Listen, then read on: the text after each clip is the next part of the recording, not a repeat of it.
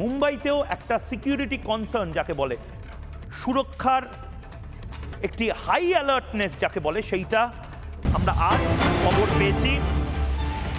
এবং আমাদের কাছে যে আপডেট, বাণিজ্য নগরীতে বড়সড় কোনো নাশকতার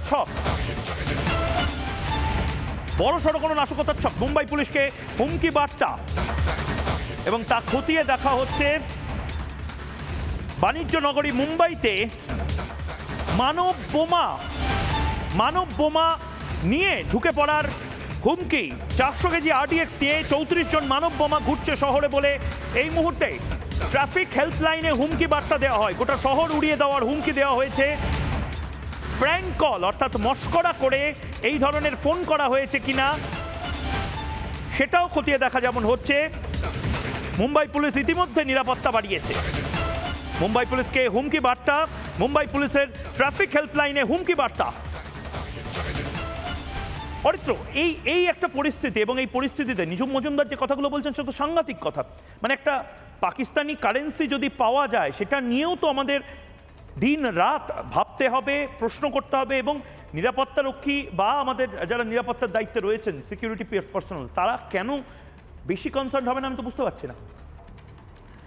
দেখুন, মমতা বন্দ্যোপাধ্যায় এই চক্রান্তের সাথে জড়িত, নাকি মমতা বন্দ্যোপাধ্যায় নিজের অজান্তে এই চক্রান্তে জড়িয়ে পড়ছেন, সেটা আমাদেরকে একটু তলিয়ে ভাবতে হবে। দেখুন, আমি এই ঘটনাটাকে বা বিধানসভায় উনি যে ধরনের আচরণ করেছেন, যা যা বলেছেন, আমি এই নির্দিষ্ট ঘটনাটাকে বিচ্ছিন্নভাবে দেখতে চাইছি না। আমি দেখতে চাইছি একটা উঁচু ভিশন থেকে, মানে অনেকগুলো জিনিসকে একসাথে জুড়ে আমি যদি দেখি, তাহলে আমি দেখব যে এই তৃণমূল কংগ্রেস নামক দলটি লাভলি খাতুনের মতো একজন বাংলাদেশিকে প্রার্থী করেছে।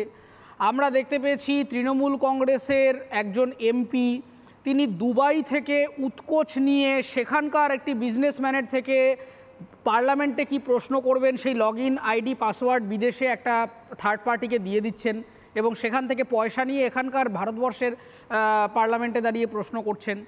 আমরা এখানে দেখতে পাচ্ছি যে একের পর এক বিভিন্ন অনুপ্রবেশ, এবং তাদের সম্পর্কে মুখ্যমন্ত্রী বলছেন যে কেউ যদি দরজায় এসে মানে কড়া নাড়ে তাহলে কি দরজা বন্ধ করে দেবো না খুলে রাখবো, ইত্যাদি কী সব তিনি বলেছেন।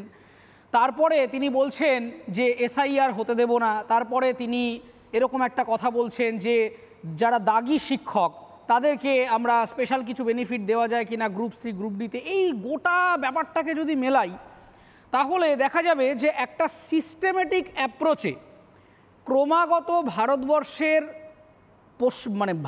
ওভারঅল যে জ্যামিতি, তার থেকে পশ্চিমবঙ্গকে আলাদা করে দেওয়ার একটা চেষ্টা কিন্তু দীর্ঘ বছর ধরে হচ্ছে। এবং তার ইঙ্গিত কিন্তু আমরা বাংলাদেশের সন্ত্রাসবাদী সংগঠনের নেতা যিনি বলার সাহস পান, এরকম দাঁড়িয়ে মুখ্যমন্ত্রীকে, স্বাধীন ভারতের একজন মুখ্যমন্ত্রীকে খোলা আহ্বান জানিয়েছিলেন যে ভারত থেকে বেরিয়ে এসে আপনি আমাদের সাথে যোগ দিন। এই গোটা ব্যাপারগুলোকে না একসাথে দেখতে হবে, তাহলে আপনি বুঝতে পারবেন যে আজকে বিধানসভায় দাঁড়িয়ে মুখ্যমন্ত্রীর কাছে আর বলবার মতো কিছু নেই। তার কারণ তিনি শিক্ষা ব্যবস্থাটাকে ডুবিয়েছেন, তিনি এমন একটা জায়গায় এডুকেশন সিস্টেমকে নিয়ে গেছেন যে মানুষজনের মধ্যে এইটা নিয়ে ভাবার প্রশ্নটাই করার জায়গা নেই, কারণ মানুষের কাছে সেই তথ্য নেই, সেই অর্থ নেই। আর আরেকটা বড় জায়গা আপনারা মিস করে যাচ্ছেন যে বাংলা থেকে বিরাট অঙ্কের বাংলার নিজস্ব ভূমিপুত্র বা ভূমিকন্যারা তারা কিন্তু বাংলার বাইরে বেরিয়ে যাচ্ছে। বহু জায়গাতে আপনি গিয়ে দেখুন প্রবীণারা রয়েছেন, নতুন প্রজন্মের ছেলেমেয়েরা চলে যাচ্ছে। ফলে প্রবীণারা যখন মারা যাচ্ছেন তখন অধিকাংশ জায়গায় বাড়িগুলো ফাঁকা হয়ে থাকছে। এই সংখ্যাটা ক্রমাগত বাড়ছে। পরিযায়ী শ্রমিক, সমস্ত ধরনের পরিযায়ী শ্রমিক, সেটা বিভিন্ন গ্রুপের, বিভিন্ন ক্লাসের, বিভিন্ন শ্রেণীর মানুষ, তারা বাংলা ছেড়ে বেরিয়ে যাচ্ছেন। এইখানে যে ফাঁকা জায়গাটা তৈরি হচ্ছে, সেই জায়গায় অনুপ্রবেশকারী ঢুকিয়ে আমাদের ভূমিপুত্র ভূমিকন্যাদেরকে সংখ্যালঘু তৈরি করে কোনোভাবে আক্রমণ করার চেষ্টা কিনা, ধর্মীয়ভাবে, জাতিভাবে। আরেকটা জিনিসও হয়েছে অরিত্র, আমি সেটাই বলছিলাম যে নানা ধরনের কন্টেন্ট দেখার জন্য লাইক করুন, শেয়ার করুন আমাদের ফেসবুক পেজ, সাবস্ক্রাইব করুন আমাদের ইউটিউব চ্যানেল। পাশাপাশি অন্যান্য ব্রেকিং নিউজের জন্য অবশ্যই চোখ রাখুন রিপাবলিক বাংলায়।